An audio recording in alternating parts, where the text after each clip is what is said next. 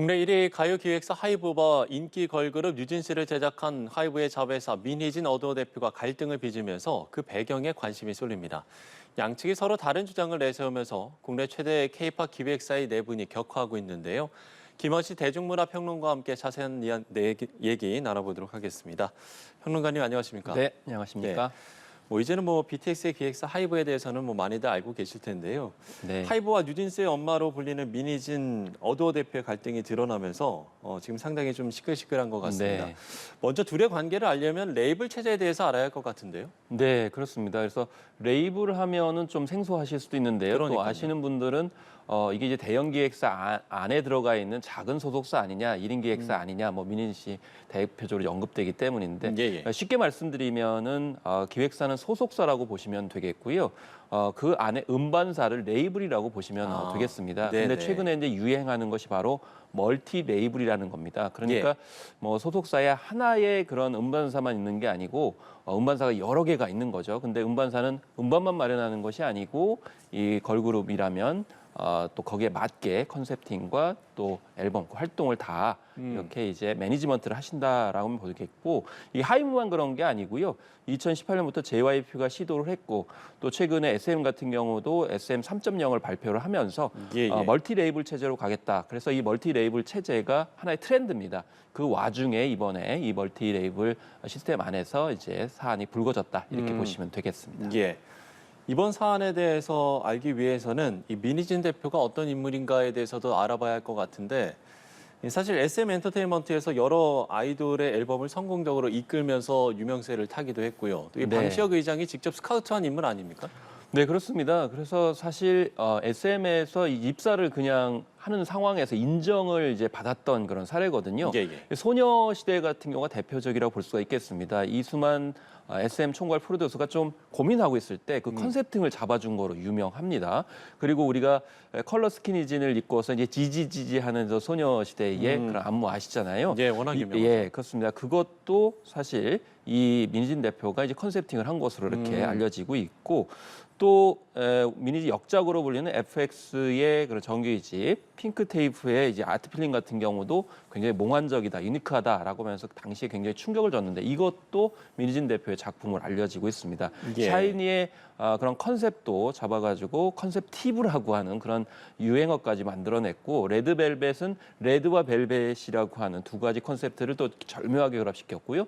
또 엑소 같은 경우도 이 교복 안무가 있지 않습니까? 교복 컨셉팅. 이것도 민희진 대표의 작품으로 알려지고 있고, 또 그 외에도 엑소의 그 영어 이니셜을 가지고 다양한 디자인으로 앨범마다 변형을 줘가지고 상품 히트를 쳤던 그런 측면. 그래서 그냥 보통 입사한 그런 인물인데 15년 만에 등기 이사로까지 이렇게 갔고, 그렇지만 이제 2019년에 좀 스트레스가 너무 과중하다 그래서 SM에서 잠시 쉬겠다 라면서 이제 나왔던 측면이 있는데, 그때 이제 방시혁 의장이 빨리 이제 찾아가지고 스카우트를 했고, 심지어는 하이브 CEO보다 더 연봉이 많은 5억 원의 연봉을 받는다, 이런 이제 소식까지 전하는 등 입지전적인 인물이고, 또 언급하셨듯이 뉴진스의 엄마, 그래서 산파 역할을 했고요.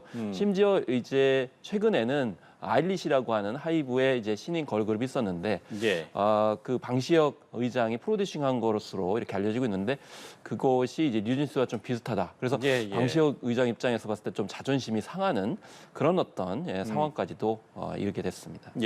그 부분에 대한 내용을 조금 이따 짚어보기로 하고요. 일단 이 내용을 본격적으로 좀 짚어보면, 그러니까 이 민희진 대표가 경영권 탈취를 공모했다, 이렇게 좀 주장을 하고 있는 거 아닙니까? 이게 어쩌다 좀 이런 상황에 이르게 된 거죠? 그래서 이제 하이브 측에서는 어떤 단서를 포착했다라고 발표를 했고, 이것에 이제 감사를 이제 진행하고 있다, 이렇게 밝혔습니다.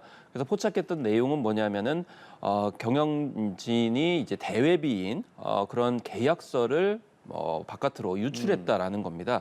그리고 하이브가 보유하고 있는 어도어 주식을 팔도록 유도했다라는 정황, 포착을 했다라는 것이고요.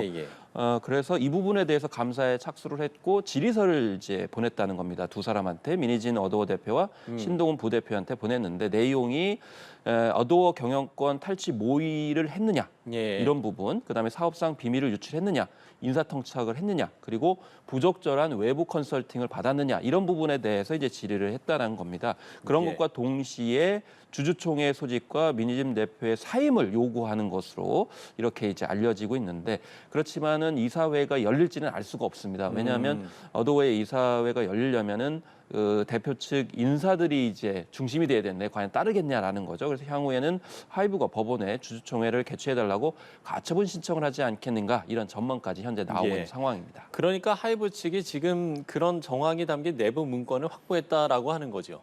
예, 그렇습니다. 그래서 내부 문건의 이제 구체적인 내용을 좀 살펴보면은 예. 여기에 이제 그 어떤 토 제목이 달려 있고, 그 부분에 있어서 두 가지 점에 있어서 뭔가 시도를 하고 있다, 이렇게 이야기를 하고 있습니다. 예. 그래서 내부 문건에서 이제 회사 독립에 관련된 내용이 모색이 되고 있다는 건데요. 그래서 외부 투자자 유치 일환, 이안 이런 내용도 있고, 또 하이브는 어떻게 하면 팔 것인가라는 문장도 보이고, 또 궁극적으로 빠져나간다.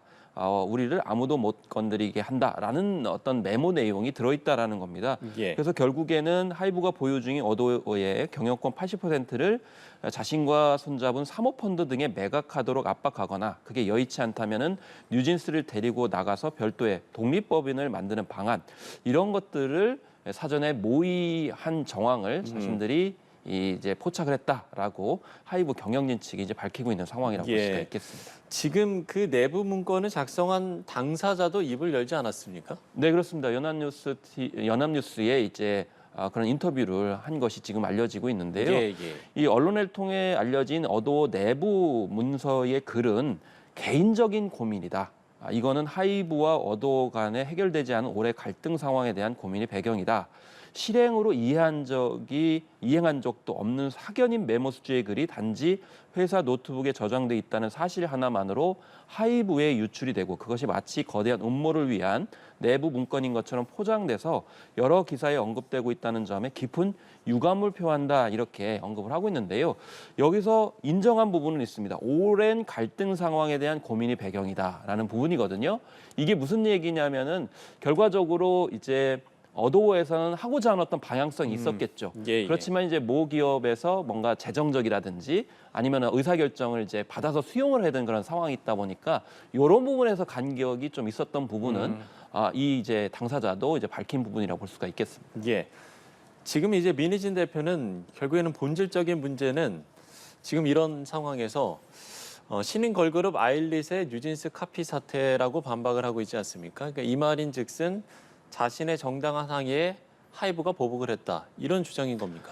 그렇습니다. 민희진 씨는 자신이 디렉팅한 뉴진스와 최근에 이제 한 달 전에 이제 선을 보였던 아일릿의 컨셉, 스타일, 안무 이런 것들이 너무 유사를 해가지고 이런 부분에 있어서 이제 문제 제기를 했는데, 그것을 받아들이지는 않고 오히려 해임 수순으로 갔다. 그래서 사실 이제 아까 계속 우리가 말씀 이제 나눴던 내용, 그러니까 아예 차라리 따로 이렇게 독립하려고 하는 내용, 그 부분은 현실적으로 맞지 않다, 이렇게 설명을 했습니다. 왜냐하면 아까 레이블 시스템도 언급하셨습니다만은 하이브가 이제 모기업인데 80%의 지분을 가지고 있고 또 어도어가 20%밖에 되지 않는데 어떻게 자신이 이제 경영권을 탈취하는 것이냐, 뭐 이렇게 이제 오히려 역으로 물어보고 있고요.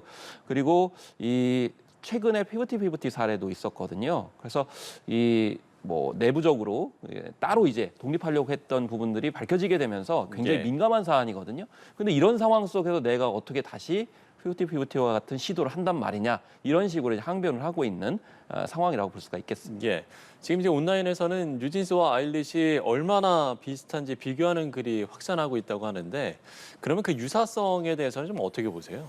일단 이 아일릿이 본격적으로 데뷔하기 전부터 좀 이런 유사성에 대해서는 지적이 있었습니다. 그런데 사실은 이 부분을 좀 표절 여부를 떠나가지고 트렌드로 봐야 될 부분이 있어요.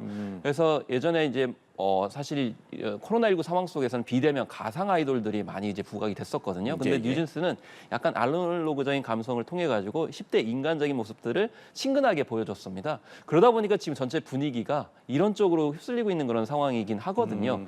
그런 상황 속에서 사실은 아일릿 같은 경우에는 좀 비슷하다는 어떤 분위기를 이제 표했었는데 그것보다는 좀 더 어린 약간 유아적인 느낌들을 주고 있는 그런 측면들은 분명히 존재하거든요. 예, 예. 그렇기 때문에 무조건 뭐 다 베꼈다 이렇게 아. 보기보다는 사실 멀티 레이블의 어떤 특성을 좀 생각을 해봐야 됩니다. 왜냐하면 멀티 레이블이라는 건 결국에는 다양한 음반사를 둬가지고 다양한 음악을 추구하겠다는 거거든요. 그렇죠. 그런데 이렇게 비슷한 스타일이 나오게 되면 멀티 레이블 체제에 맞지 않는 그런 상황이 돼버리니 표절 여부를 떠나가지고 비슷하다는 것 자체가 원래의 멀티 레이블 시스템에 맞지 않는다. 이런 부분이 좀 뼈아프다라고 저는 개인적으로 아. 생각하고 있습니다. 예.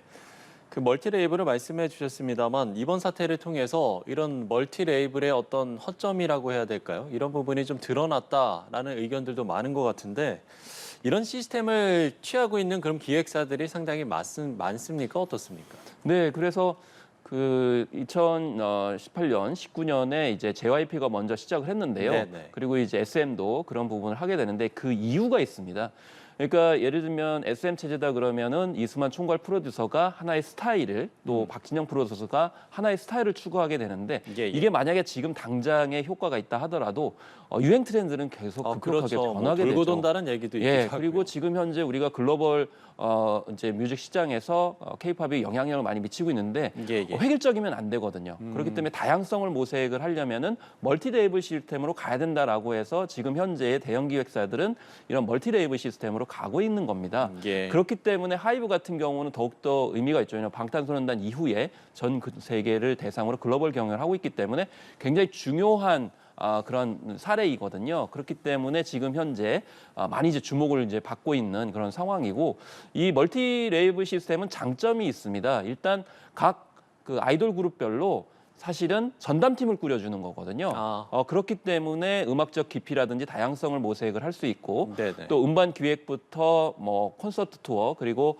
다양한 어떤 팬 행사까지도 일사천리를 할 수가 있습니다. 그렇기 때문에 지금 현재 우리나라 K-팝이 굉장히 빨리 진출하고 있잖아요. 그 원동력이 바로 이런 멀티 레이블 시스템이거든요. 예. 그런데 다만 이게 자율성과 독립성을 보장을 해줘야 되는데 앞서서 말씀드렸습니다. 80대, 20대 지분이 상황에서 레이블 자체가 독자적으로 활동을 하지는 못하는 그런 상황이 충분히 이제 있고 만약에 민희진 대표의 지적이 표절이 사실이라고 그러면 자회사에서 그런 개발한 창조적인 결과물을 다른 식으로 무단으로 이렇게 도용을 한다 그러면 이건 분명 문제가 있거든요. 그렇기 때문에 일반 어떤 기업도 그러면 안 되지만 과연 자회사의 어떤 창의적인 어떤 결과물들 이런 것들을 어떻게 잘 활용할 것이냐 그리고 자율성을 얼마나 독보적으로 보장해 줄 것이냐 이런 부분에 있어서 지금 다잡아야 될 그런 사례라고 볼 수가 있겠습니다. 그렇군요. 이번 내분으로 하이볼 주가가 크게 흔들렸습니다. 이틀간 시가총액 8,500억 원이 증발했다고요? 네, 그렇습니다. 그래서 뭐 당일날은 7.8% 거의 8%나 빠진 그런 상황이었고 이게 해결될 기미가 안 되니까 연이어서 지금 하락하고 있는 상황이었는데 사실 주식 시황에서는 최근에 하이브가 굉장히 호조의 성적을 보였었는데 이 사건이 터지게 되면서 급격하게 하락을 하는 그런 상황이 돼버렸습니다.